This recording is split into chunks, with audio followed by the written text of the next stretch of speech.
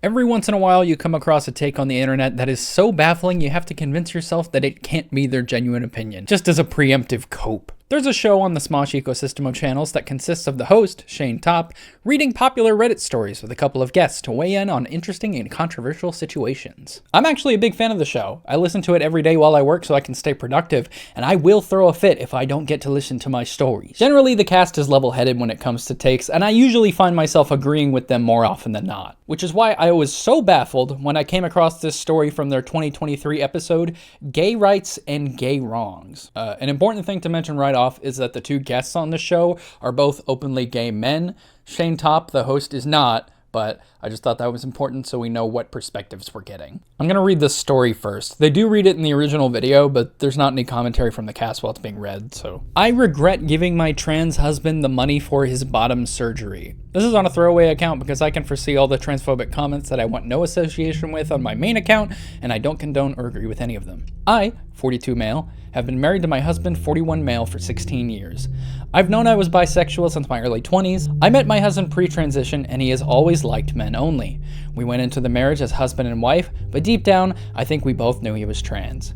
8 years ago, when it became more widely accepted to be transgender, he came out.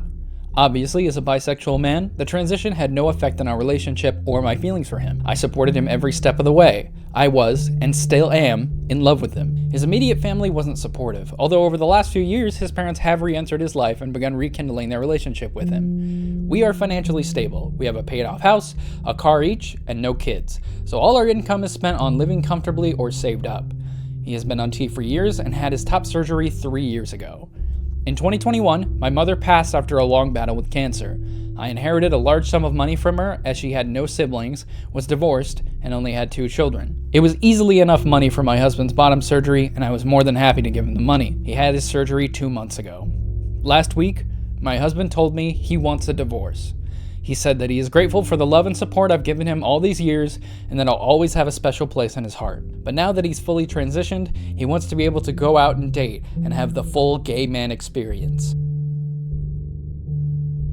I poured my heart and soul into a marriage that I thought would last forever, and it's been taken from me through an act of my own kindness. First and foremost, no. Obviously, this is not your fault, assuming that we're getting all of the information that's prescient to this story. So obviously, OP, the original poster, is a pretty emotionally intelligent person.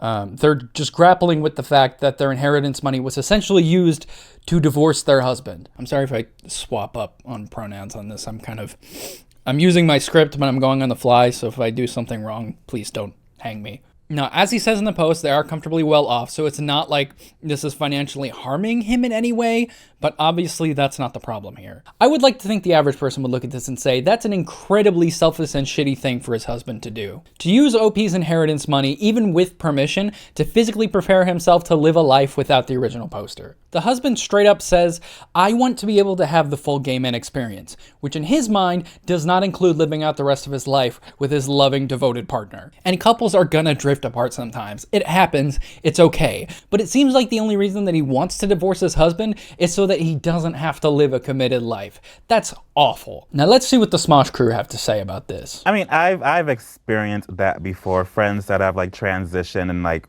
our friendship kind of like naturally died off, because usually when people like transition, they like want to experience an entire new life, want to like experience like who they truly are, and like they'll cut off a lot of people from their previous life, not like because they hate them, just because they want to like, you know, develop something new, you know? My experience with this may be somewhat limited, but I do know a handful of trans people in my life. Not a single one of them decided to just cut off people that were actively supportive and loving to them when they fully transitioned physically. That's an absurd thing to do. It's no different to like losing 100 pounds and then deciding, I'm gonna cut off all my friends who helped me achieve this and supported me every step of the way. I am born again. Like, what an incredibly toxic way to treat the people who love you. Good God. If you are so tied up in your identity to something that you feel you need to cut off everybody around you once you feel fulfilled in that identity, you're just allowing it to ruin your life for no reason. I see what you're saying, and I think that's true even for like, you know, in many ways in relationships where like someone goes through something big of kind of realizing who they are. And it doesn't have to be transitioning. It can be just like, oh, I realize that the life that I'm living is not what I love, and they kind of, then you kind of become a new person. And I do somewhat agree with him here. There are situations where you'll sit down and realize that you are not happy, you haven't been happy, and there's no way that you can be happy in the relationship you're currently in. And it's not fair to either person to stay in that relationship once you come to that realization, but that should be a conversation, right? It shouldn't be, I come to you and tell you that we are going to get divorced, especially after your partner just spent thousands of dollars to make you feel more comfortable and more fulfilled. And I myself find it very hard to believe that this whole thing was not premeditated. They have this argument that maybe it was a revelation they came to after the surgery, but I find it very hard to believe that they didn't at least consider this before the surgery. But maybe they didn't know they were going to feel this way. Clearly they didn't. Like, I don't see any issues with any of this other than I guess I see the issue of like, okay, this person paid for the whole thing. That's the only thing. So that is not the only issue. If you are having these feelings, especially after having a major medical procedure, maybe just talk to the person you swore you'd spend the rest of your life with. Just mention, hey, I'm feeling kind of unsure about all this. Tricky. And yes, I understand. That is a very fucking hard thing to do. It is also something you should absolutely be able to do after 16 years of marriage. That's why I have a hard time believing that this is some epiphany that the husband had. If they were not happy in their relationship, I don't think they would have lasted 16 years. Is it possible they were having other problems in between? Yes, it is. From this post, we don't get any of that, and of course, we're not going to have a full picture of their relationship from a 6-paragraph Reddit story, but this is what I'm basing my opinion off of, and it's what the Smoshcasts are also basing their opinion off of. So they have all the same information I do. They don't really get into that either. They don't consider the fact that maybe their relationship wasn't going that well. Their takes are fully under the impression that this is a loving, caring husband that just spent thousands of dollars on their partner who is also still in love with them. $6,000 to $24,000. Clearly he didn't know that he was going to want to go date and like be this thing. It's like, I wish they could have opened the relationship or something to just kind of like let that happen. But overall, this just kind of feels like it kind of just happened that way. No. I mean, it's not like this needed to happen. This is what they wanted. And it's like, I don't know. I guess I see that. And the title of like, I regret doing it, it's like, it's not your fault. Obviously, it's not his fault. He regrets it because he paid $20,000 for his husband to divorce him. Like, I could almost see this person going out and having the full gay man experience for a few years and then coming back, being able to be like, I could now do this because I'm now it's like a restart. I'm not going to try to slut shame here. But why the fuck would you take your partner back after they tossed you aside so they could run off and have the gay man experience with an undetermined amount of people that are decidedly not you? When you understand this person very well could leave and statistically will leave when they decide they're not fulfilled as a person. Now that they're fully in the body that is theirs, they every time they're with their husband, they're going to be like, but we got married when I was. It's going to be hard. That, like yeah. I get that there might be like.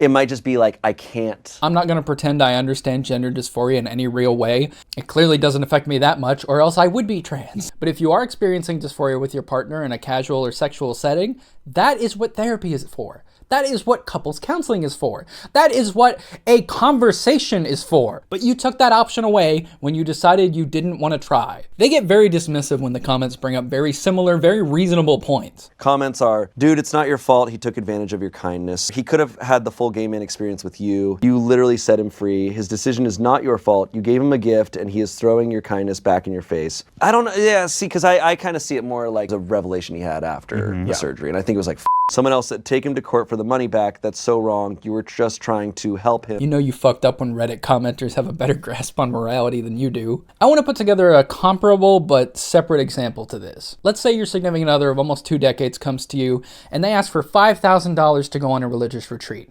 This isn't a surprise to you. They've been very involved in their church for the last 20 years of your marriage, and while you're not particularly religious, it doesn't negatively affect your relationship in any way. I know that last part's not very realistic, but this is a hypothetical situation. You oblige, and when your partner comes back from this trip, they are enlightened. They are reborn. To your absolute shock, your partner wants a divorce. not because their religion says that you two can't be married if you're not religious, not because you haven't supported them in every step of their religious journey, not even because they're no longer in love with you, but they now believe they need to live a life as a new person completely separate from you. And I think any rational adult would agree, your partner is an awful person. The gender identity is not the issue here. The treatment and lack of consideration for your partner absolutely is. You are allowing yourself to be so tied into a vision of your life that does not even exist yet that you are willing to hurt the most important person in your life to achieve that. This story to me sticks out as an example of putting your empathy in the wrong place and being just a little too woke, which is not to say I dislike woke.